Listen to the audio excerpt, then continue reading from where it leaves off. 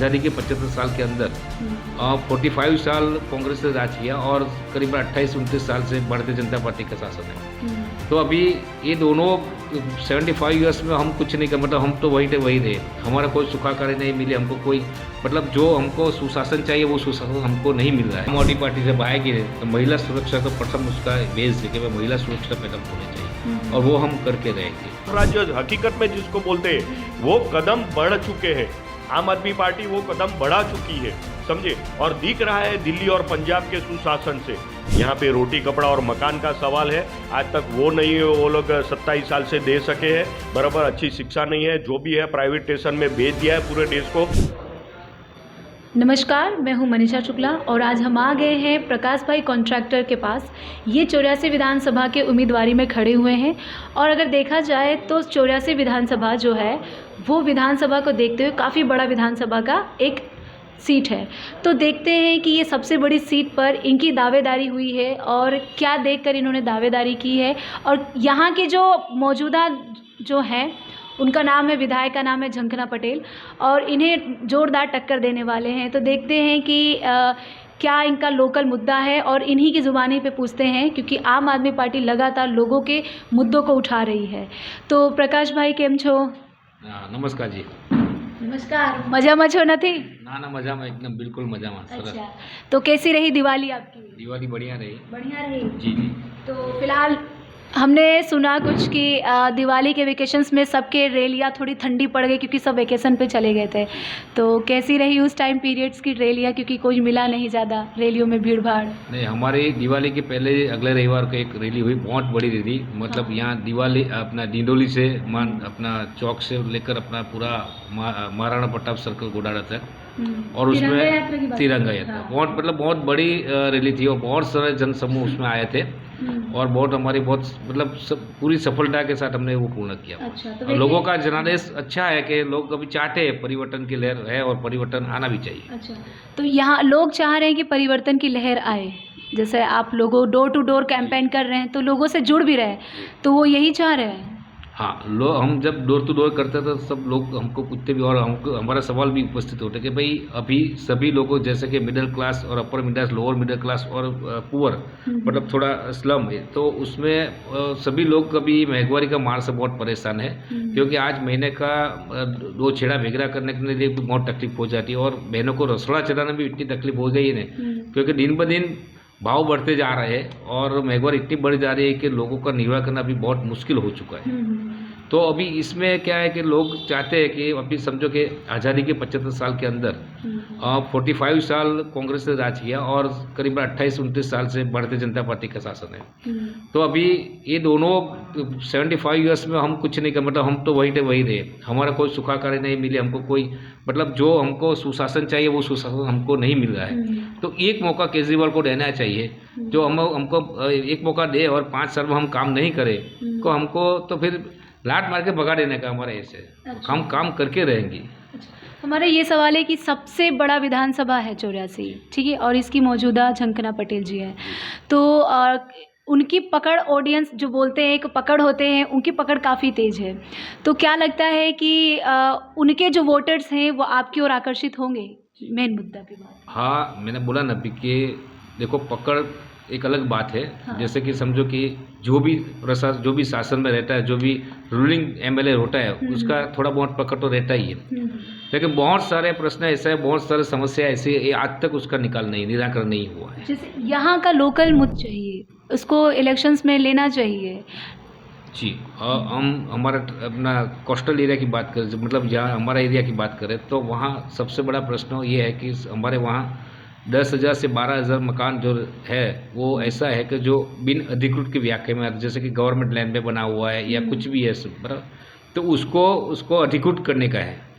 और जहाँ पर अभी प्ले ग्राउंड है तो सभी लोग गाँव में प्ले ग्राउंड वो गाँव वाले के ट्रस्ट को देने का है, तो वो उसका वहीवट कर सके और का खुद का ये हो सके। बिन अधिकृत पे किस मतलब कौन है वहाँ पर? कोई गरीब लोग, स्लम लोग वहाँ पर रह रहे हैं, तो उसे अधिकृत की बात कर रहे हैं? जी, उसमें क्या हुआ कि जब आज़ादी अपने मिली थी तब ब्रिटिश सरकार ने वो टाइम पे गामतल नक्की किया था। हाँ। तब बस्ती बहुत कम थी, मुझसे को समझो कि 500 की बस्ती थी, फिर अभी बस्ती बढ़ते 5,000 की हो गई। तो लोग अपने क्योंकि लोग की स्थिति, आर्थिक स्थिति भी नबड़ी थी। तो उसने क्या हुआ कि वो जो उसके घर में तकलीफ होने लगी, वो जो घर गामतल में उसको, तो उसने अभी क्या हुआ कि वो गामतल के बाजू में जो सरकारी लैंड है, तो वहाँ उसने अपना मकान निवास बनाया। तो अभी वो उसका टैक्स भी भरे, सभी कुछ करे, लेकिन वो अभी भी वो बिन अधिकृत में आता है, क्योंकि वो उसकी लैंड गवर्नमेंट की है, तो वो अभी भी उसको नाम पे नहीं है। तो ये सब पहला हमारा काम करना पड़ेगा कि ये उसको सबको जो लैंड गवर्नमेंट में जो बना हुआ है मकान, उसको सबको वो जो मालिक है उसके नाम पे करने का है, तो उसको अधिकृत हो जाएगा और अपने अच्छी तरह से वो काम भी कर सकेंगे। क्योंकि कई जगह अपने बचत की लगा के उसने बनाया हुआ है, बहुत मेहनत से बचत किया उसके बनाया, तो वो तो हम पहला काम यही करने का है। सेकंड थिंग, अपना जहाँ जहाँ क्रिकेट ग्राउंड, सभी गाँवों में क्रिकेट ग्राउंड है, लेकिन वो भी गवर्नमेंट लैंड पे है। तो आज तक किसी ने मतलब कोई भी सरकार ने ये काम नहीं किया कि भाई उसको लैंड गवर्नमेंट का उसका मतलब देना चाहिए, गांव वालों को देना चाहिए। क्योंकि वैसे खेल महाकुंभ का बहुत बड़ा नाटक हो रहा है, फिर भी जो वहाँ उसको प्लेग्राउंड मिलना चाहिए वो है ही नहीं। तो वो हम पहले वो भी करेंगे कि सभी जगह पे प्लेग्राउंड का हो जाएगा। जैसे मौजूदा में बच्चों के खेलने के लिए क्या सुविधा, जैसे आपने खेल कूद के बारे में निकाला, तो मेरा सवाल यहीं से निकल रहा है कि मौजूदा हालात कैसे हैं बच्चों के प्लेग्राउंड को लेकर, क्योंकि हर जगह बड़ी बड़ी बिल्डिंगें बन रही है। बस अभी तो ऐसी हालत हो कि जैसे कि कोई भी स्कूल या कॉलेज हो तो उसके वो प्लेग्राउंड फर्ज जाते हैं, तो कंपलसरी। फिर भी आज ऐसे बहुत सारे स्कूल कॉलेज है वहाँ प्लेग्राउंड नहीं है। तो पहले ही काम तो ये प्लेग्राउंड के लिए वो रिजर्व रखना चाहिए। कोई भी लैंड है सरकारी, उसको रिजर्व लेना चाहिए, वो भी नहीं हो सका। सेकंड थिंग, मैं एक बार मुद्दा आप भी बता रहा हूँ कि जहाँ तक मालधारी लोगों का प्रश्न है, बराबर, तो वहाँ पे अभी जो गौचर है, पर सरकार ने, ब्रिटिश सरकार ने पहले से गौचर बनाया हुआ है, वो उसको अलग से उसको रिजर्व रखा है। तो बहुत सारे जगह पे सरकार ने गौचर बेच डाला है। तो अभी हमारा जो पशुधन है, जो मालधारी लोगों का पशुधन, जो पशुधन पे जो निर्भर है, वो सबका पशुधन आज उसको मतलब वो उसका चारा चलने के लिए कोई जगह भी नहीं है, और इसलिए अभी बहुत सारी समस्या खड़ी होती है। तो वो भी सभी गांव में रिजर्व होना चाहिए। और जहाँ तक उसको रिजर्व नहीं करेगा, और रिजर्व तो है ही, लेकिन उसको किसी को बेचना नहीं चाहिए, क्योंकि अभी ये सरकार ने बहुत सारी सरकारी ज़मीन बेच डाली है और इससे उसको मतलब बिजनेस जैसा हो गया। तो पहले तो एक गांव लोगों को पहले गांव का हक होना चाहिए, क्योंकि वो जैसे बोलते हैं हम लोग, गांव की ज़मीन गांव की, सरकार की नहीं। क्योंकि वो हमारा जो भी दादा परदादा है उसने एज ए कस्टोडियन करके वो उसकी रखेवाली की है, तो उसका मतलब उसका पहला हक रहता है। लेकिन ये सरकार में सभी गवर्नमेंट लैंड को उसने बेचना चालू कर दिया। जैसे कि अपने देखने जाए तो एयरपोर्ट है, और एयरपोर्ट के डेवलपमेंट के लिए जितनी जरूरी ज़मीन है वो तो है ही, वो तो देना ही पड़ेगा। लेकिन जहाँ बिना काम के भी है, वो वहाँ भी उतना, वो जहाँ खेडूत है जो वहाँ अपना फसल पकाते अपना गुजारा चला रहा है, वहाँ भी उन लोगों ने बिना काम का भी जो कर रखा है और उसको रिजर्वेशन, वो गलत है। और हमारे वहाँ भी बहुत सारे सरकारी ज़मीन पे उस लोगों ने जो मतलब रिजर्वेशन कर दिया, ये उसका एक लैंड बेचना भी चालू कर दिया, और वो भी बहुत गलत बात है। वो सब हमारे प्रश्न है, और बहुत सारे प्रश्न ऐसा भी है कि आज तक उसका कोई निराकरण नहीं हुआ। जैसे बहुत सारी जगह पे हमने देखी, तो कई सोसाइटी, बहुत पुरानी सोसाइटी वहाँ, लेकिन सोसाइटी के अंदर कोई रोड नहीं है, वो गटर भी नहीं है। हम अब जब घूमते थे, अभी भी घूम रहे थे, अभी देखते हैं तो कोई रोड का कोई ठिकाना नहीं है, स्वच्छता में डायमंड सिटी और फिर ऐसी हालात। हाँ, अभी मैं आपको स्वच्छता की बात कर रहा हूँ। स्वच्छता के अंदर दूसरा नंबर है अपना सूरत का, वो अच्छी बात है, होना भी चाहिए। लेकिन अपने ग्रास रूट लेवल पे देखें न, तो ऐसा कुछ नहीं दिखता। क्योंकि अभी हम सचिन स्लम एरिया में जाते हैं तो वहाँ देखते तो कोई कचरे वो एकत्र करने की कोई व्यवस्था नहीं। वहाँ पे हम जैसे वो उसका जो मकान है उसके पीछेवाड़ी में सभी जगह पर इतना गंदगी है, वहाँ जैसे सब कचरे पड़े हुए, कोई उठाता भी नहीं, कॉर्पोरेशन वाला भी कुछ करता नहीं। और ऐसे बहुत सारे जगह है, वहाँ से कोई डोर टू डोर जाते भी नहीं। और जो उसका जो डोर टू डोर का जो प्लानिंग है, तो उसमें कभी कभी कोई वीक में एक बार जाता है, कोई 2 बार जाता है, कचरा तो डेली निकलता है। तो वो वहाँ भी बहुत सारे गंदगी है, और बहुत सारे जगह पे यही सुविधा नहीं है। फिर भी बोला जाता है कि भाई है तो कोई बात नहीं, लेकिन जहाँ ये सुविधा नहीं, वहाँ सबसे पहले सुविधा उपलब्ध करानी पड़ेगी। जैसे एक सवाल है कि अगर बाहर राज्यों से यहाँ आते हैं तो लोग सूरत के एक मेहमान कहलाए, भले वो किसी भी रिच फैमिली हो या गरीब हो। लेकिन अभी जैसे हाल में अरुणा द्वार पे एक बच्ची के साथ हुआ, आप सब वाकिफ़ हैं इस केस से, तो जो प्रवासी लोग हैं जिनके पास घर मकान नहीं है, वो ब्रिज के नीचे सोने पर मजबूर है। तो अभी 27 साल से भाजपा है और आप भी आने की बात कर रहे हैं, तो कोई भी पार्टी यहाँ आए, हमारा सवाल ये है कि जो ऐसे लोगों के लिए कोई सुविधाएं अभी तक क्यों प्रोवाइड नहीं हो पाती है, कि जो प्रवासी है रहने के लिए रहठान नहीं है, उनकी बच्चियों की क्या हालत है, क्योंकि यहाँ पर सबसे ज़्यादा जो रेप केस हैं वो छोटी बच्चियों को ले जाके या उठा लिया जाता है, और सबसे ज़्यादा फोकस होता है मजदूरों की बच्चियाँ। तो स्त्री सुरक्षा का क्या यहाँ पर है, कितने पायदान पे यहाँ पे स्त्री सुरक्षा का है मुद्दा?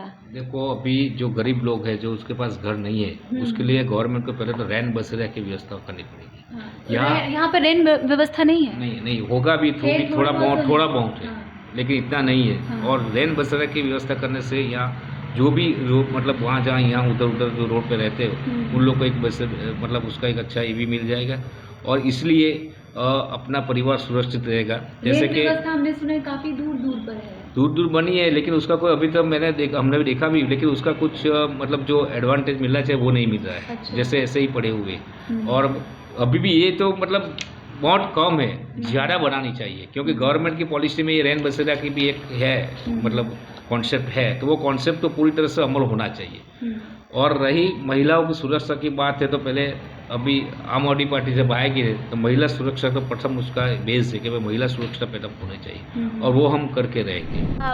मतलब कवरेज और यहाँ का मतलब आपकी पार्टी जोरों शोरों से डोर टू डोर कैंपेन कर रही है, तो कैसा लग रहा है कि पार्टी कितने हद तक अच्छा परफॉर्मेंस कर रही है? बहुत भारी लीड से 168-84 विधानसभा हम लोग जीत रहे हैं। लोगों का जो रुझान है और जो मतलब ये सामने से जो लोग बोल रहे हैं अभी बराबर, जो इस हिसाब से मोघवारी और कई प्रश्न है यहाँ पे, तो लोग सामने से जुड़ रहे हैं और बहुत अच्छा कैंपेन चल रहा है। आज तक हम लोग 1 साल से हम लोग आम आदमी पार्टी से ज्वाइनिंग हुए हैं, और जो केजरीवाल जी की विचारधारा है लगभग, वैसे तो हम लोग हमारी संस्था 15 साल से काम कर रही है यहाँ पे प्रकाश भाई कॉन्ट्रैक्टर के निजा हेतु। तो हम लोग जो काम कर रहे हैं वो समाज सेवा कर रहे हैं, कोई भी तबके के समाज हो, कोई भी लोग हो, उसके लिए हम लोग काम कर रहे हैं। तो इस हिसाब से हम लोग को लोग पहचानते भी है, और जो समस्या है वो कायम हम लोग उजागर करते रहते हैं, और समस्या रहेगी तो सरकार से ही फाइट रहेगी। सर्वे की टीम आई थी, मतलब कि आपकी पार्टी जब किसी को एमएलए के लिए टिकट्स दे रही है, तो पंजाब और दिल्ली की सर्वे की टीम आ रही है, और हमने ऐसा सुना कि कुछ लोगों को टिकट्स नहीं मिले तो वो नाराज़ भी हैं। तो किस तरह का सर्वे के हिसाब से उम्मीदवारों का चयन होता है? नहीं, ये लोग का जो सर्वे है, जो दिल्ली की और पंजाब की टीम आई है, तो वो ऐसा समझो कि मेरिट के हिसाब से ही होगा। आज जो भी कैंडिडेट है, जिसने भी पर्चा भरा है कि भाई मुझे टिकट मिलना चाहिए, तो उसका दम रहना चाहिए समाज में। उसको ऐसा समझो कि लोग प्यार मोहब्बत से पहचानना चाहिए, नहीं कि डर से, समझे। जो दूसरी पार्टियों में जो चल रहा है वैसा आम आदमी पार्टी में नहीं है, मेरिट पे आना चाहिए। और हमारा प्रकाश भाई कॉन्ट्रैक्टर का जो नाम है 168-84 विधानसभा में और सूरत में, गुजरात में एक ही ऐसी संस्था वो चला रहा है जो सरकार के हमेशा के मतलब सरकार की जो भी अन्यायी नीति है उसके सामने न्याय देने की कोशिश जारी रहेगी। जैसे दिल्ली में जो कुछ होता है उसका असर यहाँ गुजरात के विधानसभा इलेक्शन में पड़ रहा है। फिलहाल आए दिन उनके ऊपर एक्सटोर्शंस के 50 करोड़ रुपए लेने का आरोप लग रहा है आम आदमी पार्टी पर। फिर शराब घोटाला आ रहा है, यहाँ पे शिक्षा और शराबबंदी की बात हो रही है। तो जनता का यही सवाल है, क्योंकि वो दिल्ली को देख रहे हैं, देख तो दिल्ली को रहे हैं, और आप यहाँ पर अलग उनसे एकदम विरुद्ध बात हो रही है। तो जनता किस पर विश्वास करके मौका दे आम आदमी पार्टी को? नहीं, देखो सिंपल सा रीज़न है। कोई दूसरे स्टेट में क्या हो रहा है, कहाँ दूसरे देश में क्या हो रहा है वो नहीं है। यहाँ की लोकल जो समस्या है, लोकल पब्लिक है, जो आज से ऐसा प्रकाश भाई ने बोला जो हिसाब से आज 75 ईयर्स हो गए बराबर आज़ादी के, तो उसमें गरीब से गरीब तबके वहीं के वहीं है। आज 2 पार्ट में हो गए हैं कि एक अमीर है और एक 80% जो मिडिल क्लास और गरीब लोग हैं बराबर। यहाँ की समस्या, दिल्ली की समस्या अलग है, यहाँ की समस्या अलग है। और घोटाले की जो बात कर रहे हैं, तो आप 75 साल से हम लोग सुन ही रहे, बड़े बड़े कईयों घोटाले हो गए। ये तो मैं बोल रहा हूँ कि केजरीवाल जी के माँ बाप का शुक्रगुजार है ये देश, समझे, ये दुनिया शायद। कि भाई उनमें एक विचार आया और हम सोच भी सकते हैं कि सरकारी स्कूल, सरकारी अस्पताल और जो सुशासन जिसको बोलते हैं, राम राज्य हकीकत में जिसको बोलते हैं, वो कदम बढ़ चुके हैं। आम आदमी पार्टी वो कदम बढ़ा चुकी है, समझे, और दिख रहा है दिल्ली और पंजाब के सुशासन से। तो यहाँ गुजरात में भी 100% वो सुशासन हम लोग ला के रहेंगे। जैसे कि यहाँ के लोग गुजरात को, यहाँ की पब्लिक कह रही है कि यहाँ पे सबसे ज़्यादा हिंदूवाद है, और वो ऐसा कहते हैं कि वो दिल्ली में या किसी भी कोने पे जाके हमारे हिंदू देवी देवताओं का मजाक उड़ाते हैं। तो इससे हम बहुत आहत हमें पहुँचती है। तो अगर चुनावी मुद्दा कुछ और बना के रखें तो ज़्यादा बेहतर है। तो इस पर क्या कहेंगे, क्योंकि लगातार आम आदमी के लोग कहीं भी जाके हिंदू देवी देवताओं को नहीं जानते। ऐसा भ्रम सामने वाली पार्टियों ने फैला रखा है कि भाई आम आदमी पार्टी मतलब हक के लिए लड़ो और भाजपा के विरुद्ध लड़ो तो वो देशद्रोही और हिंदू विरोधी ही हो गएंगे उनके मुताबिक। बाकी आज पब्लिक सब समझ चुकी है, सब जान चुकी है। यहाँ पे रोटी कपड़ा और मकान का सवाल है। आज तक वो नहीं, वो लोग 27 साल से दे सके हैं, बराबर अच्छी शिक्षा नहीं है, जो भी है प्राइवेटेशन में बेच दिया है पूरे देश को। वो लोग अभी जान रहे हैं। अभी रिसेंटली अभी जो ये हादसा हुआ गुजरात में, बराबर सबके मन में आहत हो गई कि ये कैसे हो गया, क्योंकि ये मानव सर्जित था, नहीं के कुदरती था, मानव सर्जित। और ऐसे कई हादसे ऐसे हैं इन लोगों की सरकार में जो मानव सर्जित है, समझे। तो वो सब पब्लिक जान चुकी है। इसलिए अभी पब्लिक का एक ही है कि भाई बदलाव चाहिए यहाँ पे, और 100% पंजाब से भी अच्छा रिजल्ट यहाँ पे आएगा। अच्छा, जैसे गुजरात मॉडल क्या है, क्योंकि हमेशा कंपेयर हो रहा है दिल्ली वर्सेस गुजरात मॉडल। तो गुजरात मॉडल क्या है जो थोड़ा हमें बताइए, और दिल्ली मॉडल क्या है जो गुजरात को फॉलो करना चाहिए, क्योंकि सारी दुनिया की नज़र मोदी जी की वजह से गुजरात के इलेक्शंस को है। हिमाचल में भी इलेक्शन है, लेकिन सबसे ज़्यादा नज़र गुजरात इलेक्शन पर है। तो क्या मॉडल है दोनों का, दिल्ली वर्सेस गुजरात का? गुजरात मॉडल और गुजरात के इलेक्शन की पूरी दुनिया देख रही है, क्योंकि ये इलेक्शन ऐसा होगा कि भाई एक ऐसा समझो अमीरी और गरीबी के बीच में इलेक्शन हो रहा है, समझे। एक ऐसा समझो कि एक माहौल चेंज हो जाएगा, पूरी दुनिया का नज़रिया बदल जाएगा। और गुजरात मॉडल में, गुजरात में कुछ नहीं है, जहाँ दूसरे स्टेट में उससे भी अच्छे काम हो रहे हैं, गुजरात में भी वही हो रहे हैं। जो कॉरपोरेशन लेवल पे काम होना चाहिए, जो स्टेट लेवल पे काम होना चाहिए, तो हो रहा है, समझे। जो टैक्स हम लोग दे रहे हैं उसका मुआवजा हमको मिलना चाहिए, लेकिन इतना नहीं मिल रहा है। गुजरात मॉडल एक ही है कि भाई प्राइवेट सरकारी प्रॉपर्टी जितनी भी है वो बेच डालो, वो गुजरात मॉडल है। दिल्ली का मॉडल ये है कि भाई सरकारी प्रॉपर्टी जो भी है उसको अधिकतम और अधिक सुविधा वाली बना के लोगों के उपयोग में आए, ऐसी बनाओ।